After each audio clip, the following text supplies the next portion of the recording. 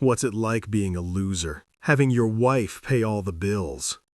The words struck like a physical blow, and the laughter that followed was the loudest yet. It rolled over me in waves, each chuckle and snicker hammering against the carefully constructed walls of my patience. For a heartbeat, the ballroom felt smaller, the air heavier, pressing down on my shoulders with the weight of 15 years of staying quiet, of letting them believe whatever story Emily's silence had allowed to circulate. Their laughter echoed in my head, each sound a hammer blow against my dignity. But Emily's laughter cut the deepest. It was not nervous or forced, it was genuine, as if Chad's words were a perfectly acceptable punchline to a joke everyone was in on except me. I straightened slowly, deliberately, rolling my shoulders back. "You know, Richard," I said evenly, "it must seem strange from where you're standing, but I wonder, how does it feel to know that this so-called loser owns 90% of Atlas Dynamics?"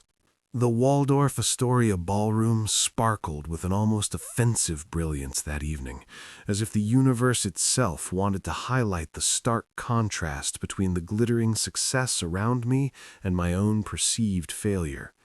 Chandeliers the size of small cars hung from the vaulted ceiling, casting golden light across white linen tables and crystal glasses so delicate they seemed to whisper warnings with every touch. Tuxedoed waiters moved like shadows between clusters of Atlas Dynamics executives, their practiced smiles never wavering as they topped off champagne flutes and laughed at jokes they had heard countless times before. I stood alone near the bar, nursing a whiskey that tasted like disappointment and burnt oak, watching my wife Emily hold court across the room. She was radiant in an emerald gown that caught the light with every graceful movement, her head tilted back in laughter at something Chad Wilson had just said. One perfectly manicured hand rested lightly on his arm in that casual way successful people touch each other, claiming space and status without a second thought. I had seen that smile at 100 corporate events over the years. It was the smile that said she belonged here among the power brokers and the people who spoke in quarterly earnings and market share percentages. This was her world now, not ours, just hers, and I was merely a +1, a decorative accessory to match her dress and validate her image as a complete woman who had it all, the career, the looks, and yes, even a husband, however unremarkable he might be. I sipped my whiskey and felt it burn down my throat, a small punishment for choosing to attend yet another company dinner where I would inevitably become the punchline to someone's joke. The truth was, they did not know me, not really. These people who laughed so easily and judged so quickly had no idea who Jack Morgan actually was. And tonight, that willful ignorance was about to cost them everything. I had stepped away from the spotlight 15 years ago, walking away from the daily grind of corporate warfare to build something quieter, something more meaningful. That was my choice, made consciously and without regret. But watching Emily there laughing so easily while I stood alone nursing cheap whiskey in an expensive suit, I could not help but feel like an uninvited guest in my own life. The worst part was not the isolation itself. It was the realization that my own wife had stopped seeing me years ago. I had become invisible, a shadow figure who cooked dinner and fixed things around the house while she climbed higher and higher up the corporate ladder I had secretly built. But invisibility, I was about to demonstrate, could be the most dangerous weapon of all. Chad Wilson's voice cut through the low hum of conversation like a blade scraping against glass, sharp and deliberate. "Jack, get over here, buddy," he called out, waving me toward a small circle of Emily's colleagues with the kind of exaggerated enthusiasm that made my jaw tighten. His smile was all teeth, practiced and confident, the kind of grin that belonged to a man who had never been told no in his entire privileged life. Richard Hayes, the CEO of Atlas Dynamics, stood among them, looking immaculate in a midnight blue suit, a glass of champagne held casually in one hand, as if he were posing for a corporate magazine cover. A few other executives clustered close around them, their name tags meaningless to me, their faces interchangeable with 1,000 other ambitious corporate climbers I had encountered over the years. Emily slipped her arm through mine as I reluctantly joined the group, her corporate wife's smile perfectly in place, that practiced expression that said everything was wonderful and nothing could possibly be wrong. Chad raised his glass, I noticed, watching the light dance off the champagne like tiny stars. "So, tell me, Jack," he said, his voice pitched just loud enough for nearby tables to hear, "what's it like being married to Atlas Dynamics' rising star?" He nodded toward Emily as if she were a trophy he had just discovered in a shop window, something valuable that somehow ended up in unworthy hands. I kept my face carefully neutral, years of practice allowing me to maintain composure even as something cold began to settle in my chest. Chad leaned in closer, his cologne overwhelming, his eyes glittering with the particular kind of mischief that comes from knowing you can hurt someone without consequence. "Must be nice having a sugar mama, huh?" he said, and the words hung in the air like poison gas. A ripple of laughter passed through the group, uncomfortable at first, then growing bolder when no one objected. Emily did not flinch. In fact, she laughed right along with them, her voice blending seamlessly with theirs. That was the first cut, the one that drew blood even though no one else could see it.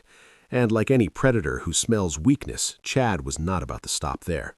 He swirled the champagne in his glass, watching the bubbles rise with exaggerated fascination before continuing his performance. "I mean, seriously, Jack," he pressed, his voice climbing another notch in volume. "What do you even do all day while Emily's out here killing it in the business world? Watch Netflix? Play video games? Perfect your golf swing?" The circle erupted in laughter again, louder this time, more confident. Even a couple of people at nearby tables turned to see what was so funny, drawn by the spectacle of public humiliation masquerading as friendly banter. Emily's grip on my arm tightened slightly, but when I looked at her, searching for any sign of discomfort or anger on my behalf, there was nothing but that same polished smile, as if this were all harmless fun. Richard Hayes gave a polite chuckle, half-heartedly attempting to redirect the conversation towards safer territory. "Maybe we should," he began, but Chad waved him off with the casual arrogance of someone who believed himself untouchable. "No, I'm genuinely curious," Chad pressed, locking eyes with me now, his gaze challenging me to defend myself, to prove I was worth the air I breathed. The ballroom seemed to contract around us, the golden light suddenly feeling harsh and exposing rather than warm and inviting. And then came the line that would change everything. "What's it like being a loser, having your wife pay all the bills?" The words struck like a physical blow, and the laughter that followed was the loudest yet. It rolled over me in waves, each chuckle and snicker hammering against the carefully constructed walls of my patience. For a heartbeat, the ballroom felt smaller, the air heavier, pressing down on my shoulders with the weight of 15 years of staying quiet, of letting them believe whatever story Emily's silence had allowed to circulate. Their laughter echoed in my head, each sound a hammer blow against my dignity.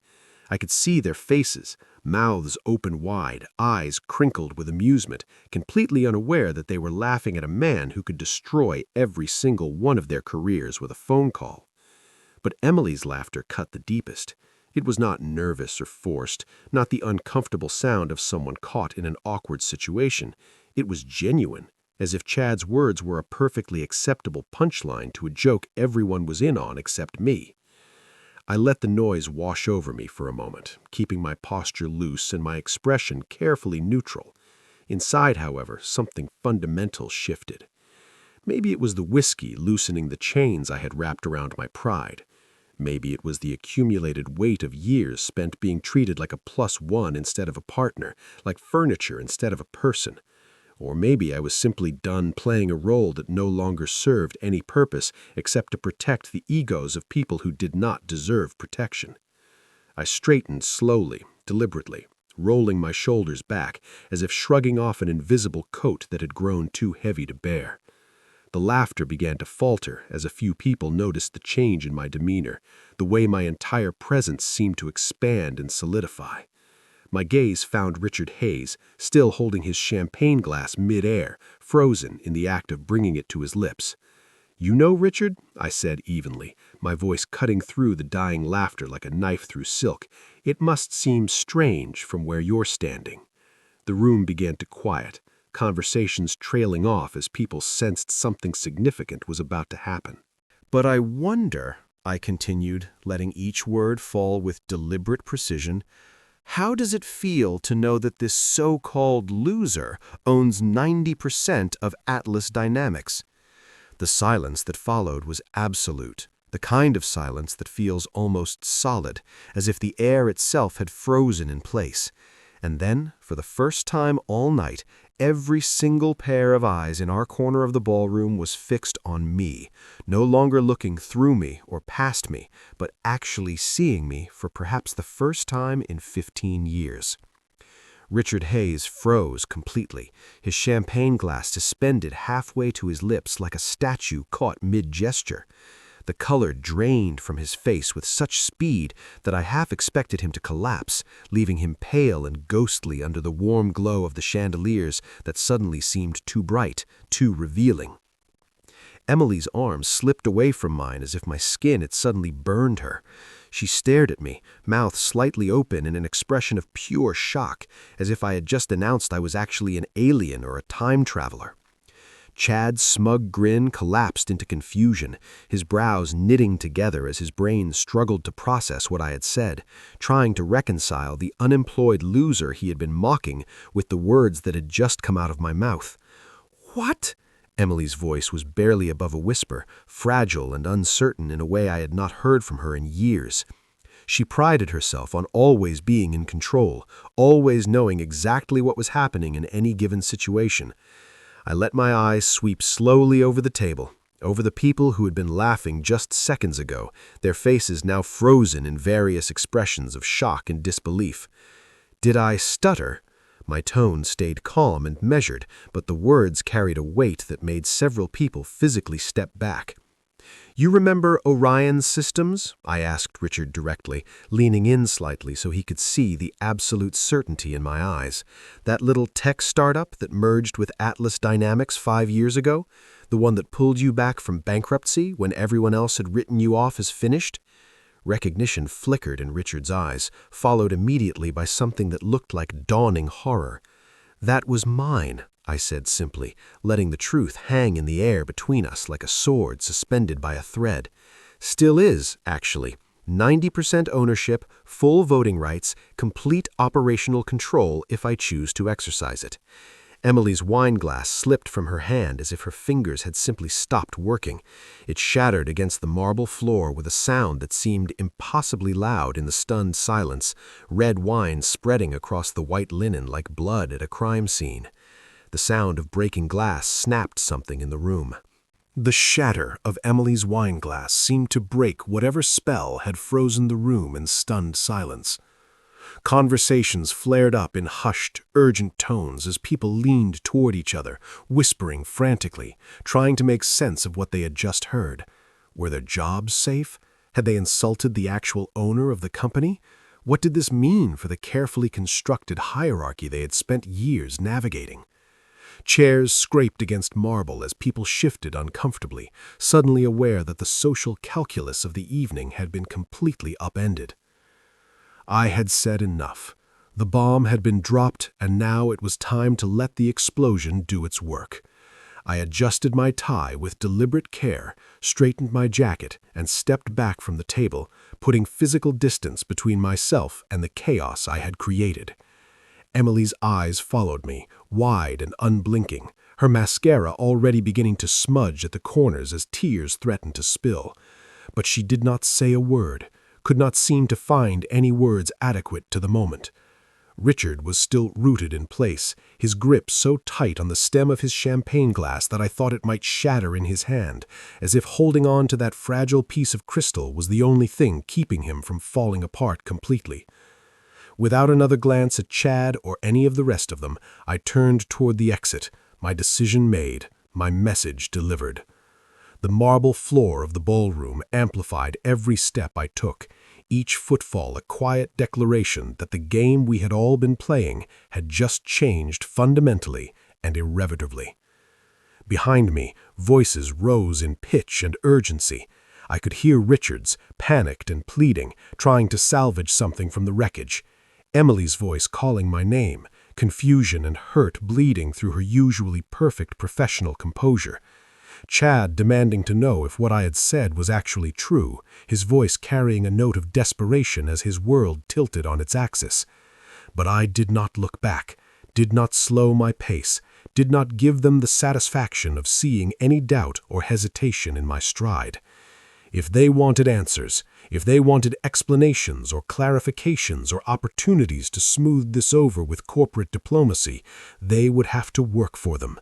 They would have to come to me on my terms, in my time, playing by rules I would set.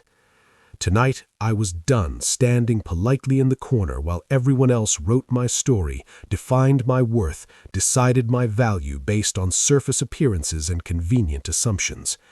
It was time to start telling my own story, in my own words, with my own voice. I pushed through the heavy ballroom doors and stepped into the hotel lobby. The moment I pushed through the ballroom doors, the oppressive noise dimmed immediately, replaced by the soft, anonymous hum of the hotel lobby with its tourists and business travelers. The marble gleamed under warm lights, polished to a mirror shine, a stage perfectly set for my exit. I was halfway to the revolving doors, hands buried deep in my pockets, focused on putting as much distance as possible between myself and that ballroom, when I heard it, the rapid, sharp clicks of heels on stone, urgent and desperate. "Jack! Jack, wait!" Emily's voice cut through the ambient chatter of the lobby, through the ding of elevator bells and the rolling of luggage wheels, sharp with an urgency I had not heard from her in years. Not since the night her father had his heart attack and she had called me from the hospital, voice breaking with fear. I did not slow down. If anything, I walked faster, my long stride eating up the distance to the exit, driven by a need to be anywhere but here. "Jack! Damn it, stop!" There was raw desperation in her tone now, the careful corporate polish completely stripped away, leaving only the woman beneath. I could hear her stumble slightly, those designer heels clicking unevenly as she struggled to keep up, not built for speed or pursuit, designed for standing elegantly at cocktail parties, not chasing your husband through a hotel lobby. And then she caught up, her fingers clamping onto my arm with surprising strength, spinning me halfway around to face her. Her breath came in ragged gasps, her emerald gown slightly creased from the chase, a strand of perfectly styled hair falling loose from the elegant twist she had worn all evening. "What the hell do you mean you own the company?" she demanded, her eyes sharp and searching, scanning my face for some sign that this was all an elaborate joke, a misunderstanding, anything but the truth. I stayed still for a moment, feeling the pressure of her grip, the desperation in her fingers digging into my jacket sleeve. I did not turn to face her immediately, using the silence to gather my thoughts, to decide exactly how much I wanted to reveal in this moment. I could hear the rush of her breathing, feel the tremor in her hand, sense the barely controlled panic radiating from her. When I finally looked at her fully, Emily's flawless makeup was beginning to betray her, smudging beneath her eyes where tears threatened to break through, a strand of perfectly styled hair falling loose from the elegant twist she had worn all evening. "You really don't know, do you?" I said quietly, studying her expression with the careful attention of someone trying to solve a puzzle that should have been simple. Her brow furrowed with genuine confusion, mixed with rising anger. "Don't be cryptic with me right now," she snapped, her voice climbing in volume. "Explain to me how you can possibly own 90% of Atlas Dynamics when you've been unemployed for the past 3 years. The word hung between us like an accusation, like a verdict she had pronounced long ago and never thought to question. Unemployed. I repeated the word slowly, letting it roll around in my mouth, tasting all its implications and assumptions. "That's what you think I've been doing?" I asked, my voice carefully controlled. "Sitting around while you bring home the bacon, watching daytime television and playing video games like some kind of overgrown child?" I gave a humorless laugh that seemed to echo in the cavernous lobby. "Well, what else would you call it?" she shot back, her voice rising enough to draw curious glances from people passing through the lobby, from the concierge desk, from a family checking in nearby. I stepped closer, lowering my tone so only she could hear, forcing her to lean in and actually listen for once. "I'd call it building a life that didn't need to flaunt itself," I said quietly. "I'd call it letting you believe whatever story made you feel bigger, more important, more successful. I'd call it supporting my wife while she climbed a ladder I built but never bothered to tell her about." She crossed her arms defensively, the silk of her gown whispering with the movement, her posture rigid with wounded pride. "You haven't had a real job since you sold that little software company back in—" she began, but I cut her off. "That little software company," I interrupted, "was Orion Systems, and I didn't just sell it, Emily. I merged it with a failing tech firm called Atlas Dynamics. Ring any bells?" The color began to drain from her face as I spoke, and I could see the gears turning behind her eyes, memories resurfacing from years ago, back when she was still a junior analyst and I was still actively involved in the business world. "That's impossible," she said, but her voice lacked conviction, the certainty draining away as the pieces began falling into place. "Orion Systems wasn't some hobby project," I continued, my voice steady and factual. "The merger saved Atlas from bankruptcy. It was worth hundreds of millions of dollars. Your company wouldn't exist without it, without me." Her lips parted, but no words came out, her usual eloquence completely abandoning her. "It is worth hundreds of millions," I corrected, emphasizing the present tense, "because I never sold my shares, Emily.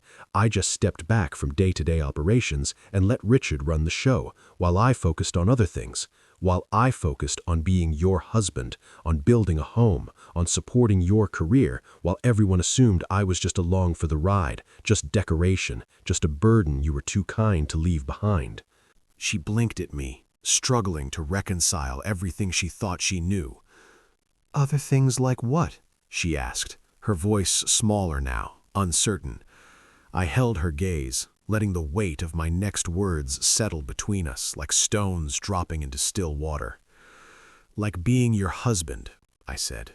"Like paying the bills you thought you were covering. Like supporting your career while everyone, including you apparently, assumed I was just some kept man living off your success."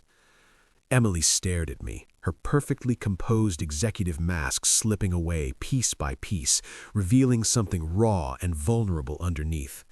For a moment, she looked less like the confident woman who commanded boardrooms and negotiated million-dollar deals, and more like someone trying to reconcile two completely different versions of the same man, trying to make the numbers add up when they clearly did not. "All those times I introduced you as someone who used to work in tech," she murmured, almost talking to herself, her eyes distant as she replayed years of memories through this new lens. "All those dinner parties where I joked about you being retired at 45. All those conversations with my colleagues where I laughed about supporting my house husband." The realization was creeping across her face like a shadow, darkening her expression with each passing second. I did not say anything. I just stood there and let her hear her own words played back, let her confront the casual cruelty she had engaged in without even realizing it was cruel. "You never corrected me," she said finally, her voice thin and accusatory, as if this were somehow my fault, as if I had deceived her rather than simply allowing her to reveal her true feelings. "Because I wanted to know if you loved me for me," I replied evenly, my voice calm despite the storm of emotions churning inside. "Not for the numbers in my portfolio, not for the title on my business card, not for what I could do for your career or your social standing. I wanted to know if you could love Jack Morgan the man, not Jack Morgan the millionaire entrepreneur." Her eyes glistened with tears, but she did not look away, at least giving me that much. "If that's true," she said slowly, "then why tell me now? Why reveal it tonight, in front of everyone, in the most humiliating way possible?" I stepped closer, close enough to see my reflection in her eyes, my voice low and steady and filled with 15 years of accumulated hurt. "Because tonight you laughed, Emily," I said. "When Chad called me a loser, when he mocked me in front of your colleagues, when they all treated me like I was nothing, you laughed along with them." Her breath caught audibly, and I could see the exact moment the full weight of what she had done hit her. "And after 15 years together," I continued, my voice not rising but somehow becoming heavier, more substantial, "you didn't defend me once. Not one single time did you stand up and say, 'That's my husband you're talking about.' You just laughed like it was all a big joke." She opened her mouth to speak, to explain or apologize or justify, but for the first time in years, I turned and walked away before she could find the words. I did not look back as I left Emily standing there in the hotel lobby, the weight of everything hanging between us like a thick fog that neither of us could see through. For years I had stayed silent, content to play the role everyone expected, the supportive husband in the background, invisible yet steady, present but not important.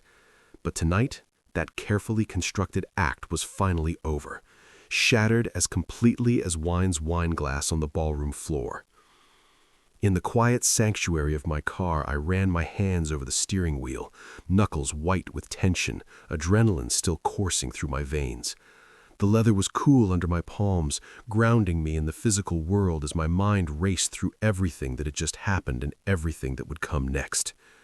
The adrenaline from the confrontation was beginning to fade now, replaced by something colder, harder, more determined than simple anger or hurt pride. It was not just about pride anymore, I realized, as I sat there in the parking garage with the city lights glittering through the windshield. This was about respect, about fundamental human dignity.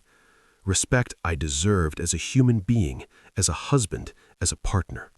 Respect I had not seen in 15 years. Not from her, not from those people in the ballroom, not from anyone who had written me off as a failure based on surface appearances and convenient assumptions. I pulled out my phone and dialed Marcus, my lawyer and one of the few people who knew the full truth about my situation. He answered on the second ring, his voice alert despite the late hour. "Jack, everything okay?" I looked out at the city skyline, at the buildings I had helped build in ways most people would never know. "I need you to prepare something for me," I said, my voice steady and certain. "Full documentation of my ownership stake in Atlas Dynamics, a comprehensive audit of executive compensation and corporate governance, and a formal notice of my intention to exercise direct operational oversight."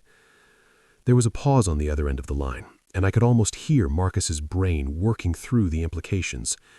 "You're really doing this?" he asked quietly. "After all these years of staying quiet?"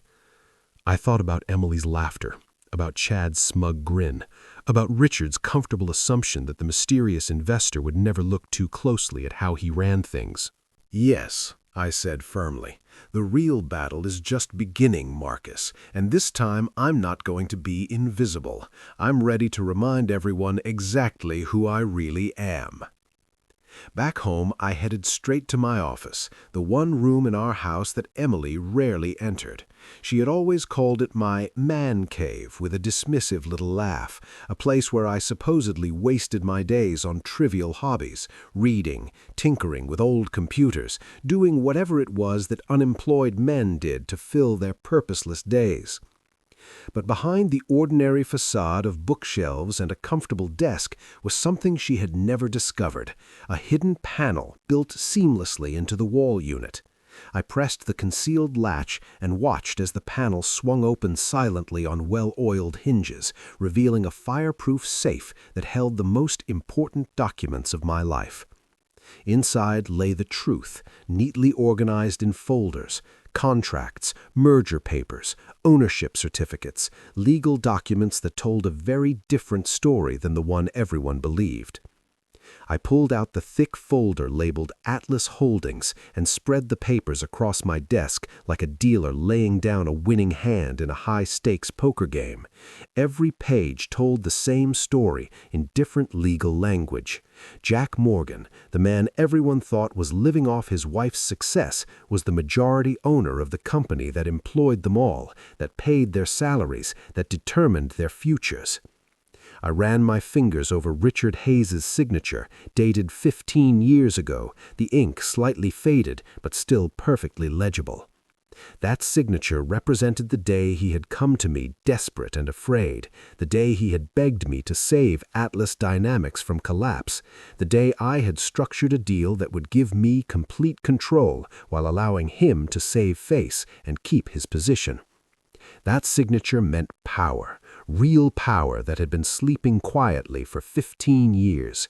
It meant control over every decision, every hire, every strategic direction.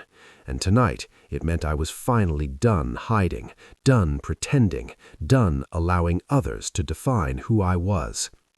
15 years ago, Richard Hayes had come to my office drenched in sweat despite the air conditioning, his expensive suit rumpled from a sleepless night. "Our company's failing," he had said, his voice shaking with barely controlled panic. "If this merger doesn't work, if we can't find an investor, we're finished. Hundreds of people will lose their jobs, and I'll lose everything I've spent my life building." I had been expanding Orion Systems then, riding high on our success, and the offer was too good to ignore from a purely business perspective. But I had not just bought a failing company and stripped it for parts like so many others would have done. I had structured the deal carefully to keep Atlas Dynamics alive, to preserve those jobs Richard was so worried about, while simultaneously giving myself controlling interest, 90% ownership, full voting rights, and veto power over any major decisions. Richard had kept his CEO title and his substantial salary. His employees had kept their jobs and their benefits, and on the surface, everyone had won. Except they had not realized who was really in charge, who actually held the power to make or break the company with a single decision. To keep my involvement private and protect my family from the spotlight, I had created blind trust, a legal structure that meant most people thought the mysterious investor who saved Atlas preferred to stay anonymous for personal reasons. Only a handful of people knew the truth, and they were bound by ironclad confidentiality agreements that would cost them everything if they ever spoke. Tonight, that carefully maintained secret was about to unravel completely, and I was the one pulling the thread. The blind trust had been my shield for 15 years, the reason no one suspected I was pulling the strings behind the scenes. All my shares were held by a private investment firm, my identity hidden from public records and shareholder meetings, my name appearing nowhere in the corporate documentation that employees might see. I could step out from behind that curtain any time I wanted. The legal documents were crystal clear about that. Written notice to the trustee and the board, and control was mine to claim openly and publicly. For years, I had chosen to stay in the shadows, content to collect dividends quietly and enjoy my retirement while Emily built her career on the foundation I had secretly laid. I had taken pride in her success, genuinely happy to see her thrive, never feeling the need to claim credit or assert my importance. But tonight was different.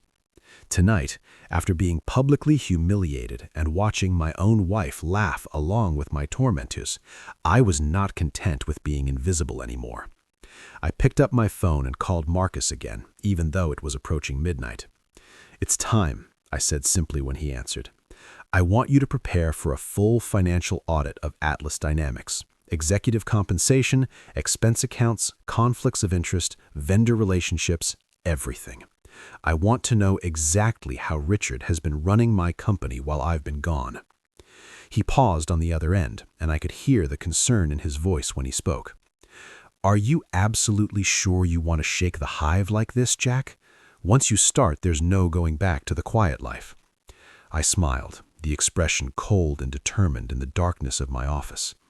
"Yes, Marcus, I'm completely sure. It's time they all see who the real king is. Time they understand that actions have consequences." Marcus worked through the night, his team of forensic accountants and corporate lawyers digging deep into Atlas Dynamics records with the kind of thoroughness that only comes from unlimited budget and clear mandate. By morning, the first reports began landing in my encrypted email, and what they revealed made my jaw tighten with anger. Executive compensation packages that were nothing short of obscene, bonuses that bore no relationship to actual performance, expense accounts filled with lavish dinners at Michelin-starred restaurants, and luxury trips to resorts disguised as client entertainment or strategic planning retreats. More troubling were the clear patterns of nepotism and favoritism woven throughout the company's operations. Contracts consistently steered toward companies owned by friends and family members, hiring decisions that seemed based more on personal relationships than qualifications, a pervasive culture of who you know rather than what you can do. Richard Hayes had grown comfortable over the years, far too comfortable. He had operated under the assumption that the mysterious investor would never look beneath the surface, would never question how the company was run as long as profits kept flowing and dividends kept arriving on schedule. That assumption was about to cost him everything. I sat back in my chair as dawn broke over the city, a cold smile spreading across my face as I reviewed page after page of evidence. They had all mistaken my silence for weakness, my patience for indifference, my trust for ignorance. They were about to learn just how catastrophically wrong they had been. By mid-morning, I sent the formal audit request directly to the board, demanding a full breakdown of all executive spending and detailed documentation of any potential conflicts of interest. Marcus had also prepared a notice for an emergency board meeting, one they would not be able to ignore or postpone, one that would force every member to confront what had been happening under their watch. Word spread through the company with the speed that only corporate gossip can achieve. Within hours, Chad Wilson was called into Human Resources, the official reason listed as review of recent conduct at corporate events, but the unofficial reason was that my audit had lit a fire under Richard's complacent leadership, and heads were going to roll. Chad, the golden boy who had mocked me so mercilessly just 24 hours earlier, was suddenly on very thin ice, discovering that consequences existed even for people who thought themselves untouchable. I leaned back in my chair, savoring the shift in power that I could feel even from a distance. The man who thought he could throw insults without consequence was about to learn that every action has its price, especially when you are mocking the man who actually owns the company, who signs the checks, who determines whether you have a future or just a very expensive unemployment claim. 3 months later, I found myself back in the same Waldorf Astoria ballroom where it had all begun, but everything was different now. The corporate awards night felt like stepping into another world, one where respect was real and success was measured by actual impact rather than political maneuvering. The applause was warm and genuine as I took the stage, nothing like the mocking laughter I had endured before, and I knew that rising up had been worth every difficult moment.